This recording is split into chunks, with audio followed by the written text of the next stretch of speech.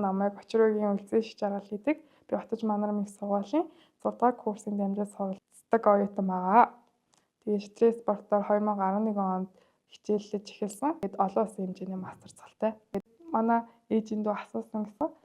Ямар нэр өгсөн гэж үлзий шиг жаргал гээд. Хөө ямар урт нэрээ гэсэн чинь тэгвэл хасчих уу гэсэн юм ээ. Тэгээд ерөөдөө Монголд ганц эдэг тийм нэр байгаа.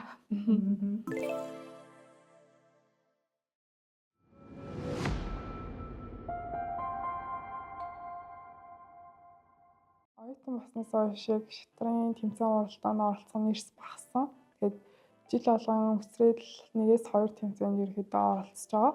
Тэгээд 2025 оны хувьд татгалмал 3 сард яг оюутны улсын авах шалралт тэмцээнд оролцоод төгөлсөн байгаа. Тэр бол миний хувьд яг энэ жилийн хувьд бол хамгийн том тэмцээн гэж хэлж болно. Зүүн Азийн авах шалралт тэмцээнээс хошоо авраг хүртчихсэн. Мөн дэлхийн авах шалралт тэмцээнээс алтан мөнгөн медаль хүртчихсэн. Яг оюутан болохоос дандаа амжилтууд нь нэг тийм өсвөрийн чатарчдын авах шалралт тэмцээнээс дандаа медаль авчихсан. Хамгийн сүүлийнх нь бол Америкийн нэгдсэн улсын Тэг улсуудаар 2019 онд яг явж исэн. Тэгээд энэ яг мэрэгжлийн чатарчин болоод ерөнхийдөө тэмцээн уралдаанд их явдаг. Тэгээд цэрг бас ингээд 3 сараар багштайгаа хамт ерөнхийдөө бас рейтинг чансаагаа өсгөх зорилгоор 19 онд явж исэн. Тэгээд ковид гарснаас хойш юм бол яваг баг. 9 настайдаа ах шатар сурч эхэлж исэн.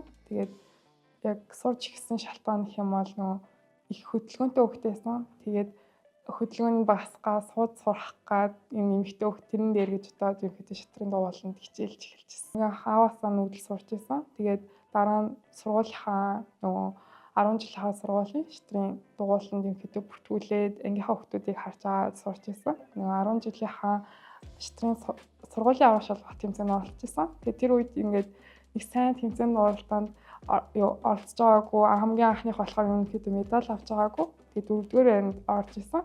Тэгсэн чинь манай аав ээж хоёр надаа бамбууш болон ингээд их шиг дуу таарцаг бэлгэлжсэн. Тэгээд надад айгүй сонирхолтой санагдчихсан л да. 4-р байранд орж хаад юм бол төрүүлвэл яг ямар юм болоо гэдэг нь амар сонирхолтой байсан. Тэгээд манай аав бас намаа нөгөө нэг өөрийг нь хожих юм бол урамшуулж ингээд мөнгөн дүнгээр шагнадаг байсан. Тэр нь бас их сонирхолтой байсан. Шинэ тамирчин болоход ерөөдөө одоо шатарт зориулах цаг хугацаа нь ингээд жирийн одоо энгийн шатарчныг бодох юм бол илүү их удаан байдаг. Тэгээд ингээд тэмцээн уралдаанд явах хичээлээс хоцрогдох гэх асуудлаа бас зохицуулах хэрэгтэй. Мөн арга гэрийн дэмжлэг бас аюул чухал байдаг. Хүүхдээс гадна тийм энэ шалгууруудаар тэгээд бас сайн тоглодог байх хэрэгтэй. 10 жил захтаа бол имийг жижиг имийг хит дүгүүлэх гэж бодоод айдаг байсан бол одоо бол тэр ингээд юу ч биш те нүг тулаад үзчих юм бол хожигдоод үзчих юм бол ер нь бол юу ч биш амьдрал үргэлжлэхээр үргэлжлэдэг гэдгийг ихэд ойлгож авсан. Тэгээ илүү одоо өөртөө яг яаж ажиллах вэ, юун дээрээ сул талтай вэ гэдгийг ойлгосон. Мөн оюутан болсноос хойш нөгөө шатар тоглоагүй удчихаар бас тоглохыг хүсдэг болчтой юм билээ. Бэлтгэл сургалт маш их нөлөөтэй. Тэрнээс гадна сэтгэл зүйн бэлтгэл бас аюул чухал байдаг. Бэлтгэл сургалтанд сайн ч гэсэндээ сэтгэл зүй муутай хаам бол тэр тэмцээний ерөөсөө амжилт гарах чадвар ерөнхийдөө байхгүй гэсэн үг. Тэгээ шатар бол ерөнхийдөө бусад спортыг бодох юм бол тоглолт одоо 5-6 цагийн турш сэтгэл зүгээр байх хэрэгтэй.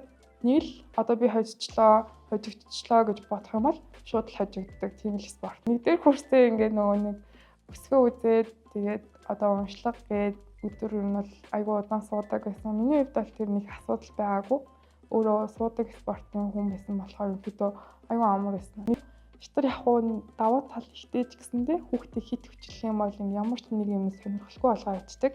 Тэгэхээр ингээд бүх спортоор хичээлээд үнэхээр тэр хүүхээ шатар дуртай ах юм бол сайн богш нь олж өгөөд, шатрыг авч өгөөд тэгэд эцэг их нь ихэдээ сайн дэмждэг байх хэрэгтэй.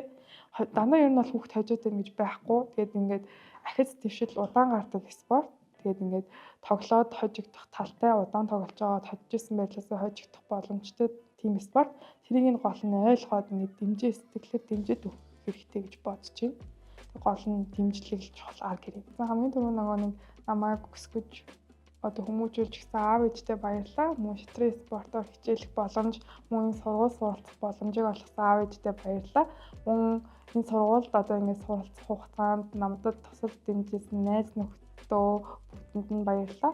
Хамгийн сүүлд нь өөртөө их баярлж байна.